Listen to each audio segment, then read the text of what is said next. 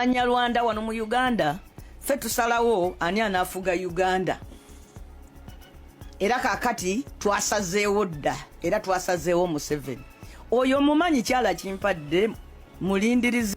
Yes, webale kubanga okyagoberera yonna gy'osinzira okubanga gy'otulabira mukutu gwa Red Zone TV sebambulidde Patrick Nzemberawo kubanga nkutuusaako update njagala kubanga nkuwa ebigambo ebya Honorable Nambooze bwe yabadde ayanukula ebimu ku bigambo ebyayogeddwa oba ebyayogerwa omukulu amanyiddwa nga Frank Gashumba atamanyiddwa kiti kimwagwa atamanyiddwa mulimu kigwakola atamanyiddwa kitongole ki kyakolera ekya gavumenti oba ekyobwannakyewa. Nambooze y'omu ku babaka ba Parliament ab'ekibiina ekya National Unity Platform abateerya ntama naddala ku nsonga ezifaanana bwe ziti.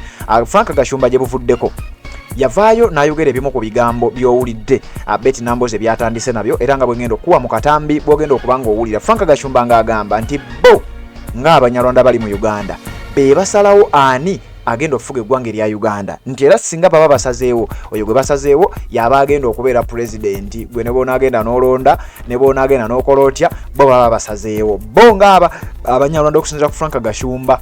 Kakati Nambooze byebimu ku bigambo bye yabadde agezaako okubeera ng'ayanukula era n'amutegeeza ebigambo nga bw'ogenda biwulira bwe njagala obiwe ate mbeere nga mbikuwa mu katambi naye nga sinnakuwa katambi njagala ogende mu comment section ombuulire omukulu ono Frank Gashumba akola mulimu ki oyiva oli awo oyinza okuba nga gwampuliriza olina ky'omanyi ku mulimu gw'omukulu oyo oba si ekyo ng'olina omanyi ekitongole kyakolera. Frank Gashumba tamanyiddwa mu Uganda mulimu ki gwakola, tamanyiddwa kitongole ki kyakolera, tamanyiddwa azannya paati ki wakati wa Rwanda ne Uganda, takola nga ambassador, takola ku embassy, takola nga okujjako ng'olina ky'omanyi ku ebyo enneme kwogera bigambo byansi mattu ku musajja naye bw'oba ng'olina ky'omanyi genda mu comment section kinteremu omukulu Frank Gashumba ebigambo bye yayogera oba bye yayogedde Nambooze bw'ati bwe yabyogeddeko ate oluvannyuma nzije tubeere nga tweyongerera kubanga tukyagenda maaso n'okuba nga tukutuusaako update bwe batonaba kubanga osubscribinga ku channel yaffe kirira wansi awo olaba ekigambo subscribe kikwateko kwata kade ka notification kakuyamba okubeera omu ku abo abasooka okumanya buli tuba tutaddeyo ate ne tuba nga tutambula ffenna bwe tutyo bwe tutandisa olunaku olwaleero owuliriza ebigambo bya Nambooze then nzije ate mbeere nga nkuwa ebisingawo. Abanyarwanda wano mu Uganda ffe tusalawo ani anaafuga Uganda.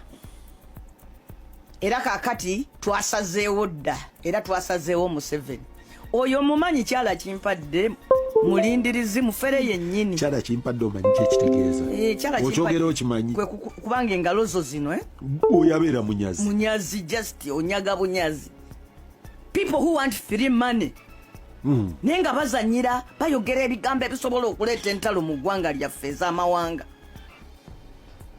Oganya okukola oli musajja mukulu otandise okwogera ebigambo ebisobola okuleeta entalo z'amawanga mu nsi yaffe because gwe oyagala ovuga emmotoka ennungi oyagala oli ebirungi at the expense y'abannayuganda nga tokoze tolina kyokola naye oyagala otambule ng'omugagga n'otandika okwogera ebigambo gw'obyogere ofune ssente weeyimirizeewo naye ng'otadde eggwanga lyonna mu buzibu. Kiba kyakabenje nnyo basseba abanyarwanda ne bannyabo omuntu yenna okubateekawo nti mwe muyimiriddeko regime because regime zivaako zijja ne zigenda. Oyo omuntu abateeka abanyarwanda mu tageti mu binnyo gye bali n'okusinga omuntu omulala yenna. Tewaliwo ebibiina tebitambulira ku mawanga. Bwe wabeerawo ab'NRM babeera Abaganda, babeera Abakyoli, babeera Abanyankole, babeera Abakalamoja, babeera abaki. Naye omuntu okutandika n'avaayo wano ng'eggwanga lyammwe liriko akabuuza kubanga babatuuma ekigambo ekifaanana ensi endala. Omuntu bw'agamba nti oli Munyarwanda, the first impression nti oli w'e Rwanda. Owulidde? Kaakati ggwe oli bw'avaayo yeefuule ye ali awo mugobi wa ddiiru ye yeefuule nti atunda ggwanga lyo ku mmeeza gy'agenda okusabiriza ssente. Owulidde? Kakati n'atandika mbu ffe Abanyarwanda ffe tusalawo anaafuga Uganda.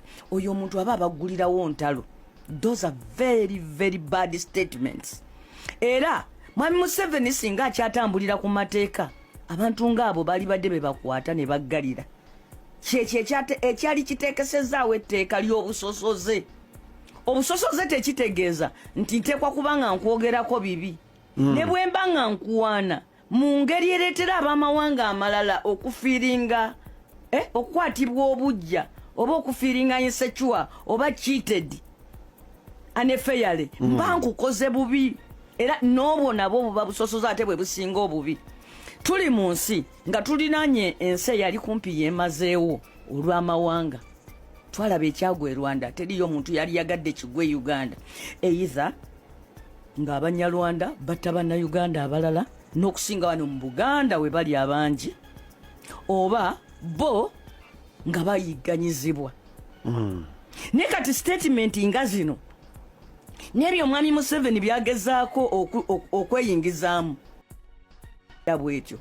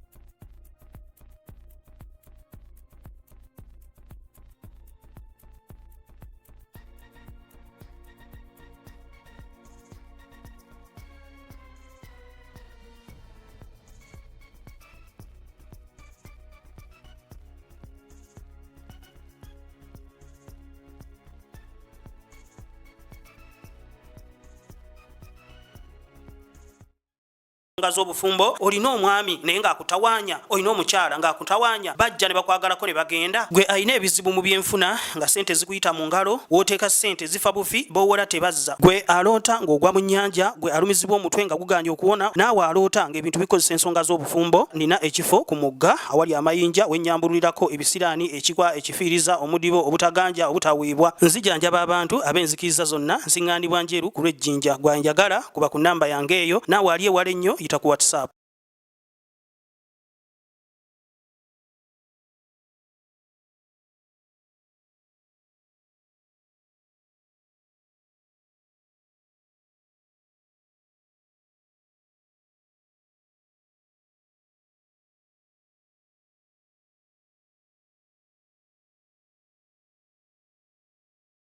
Abanyarwanda wano mu Uganda ffe tusalawo ani anaafuga Uganda. Era kakati twasazeewo dda era twasazeewo Museveni. Oyo mumanyi kyala kimpadde mulindirizi mufere yennyini. Kyala kimpadde omanyi kye kitegeeza. Kyala kimpadde. Okyogera okimanyi. Kubanga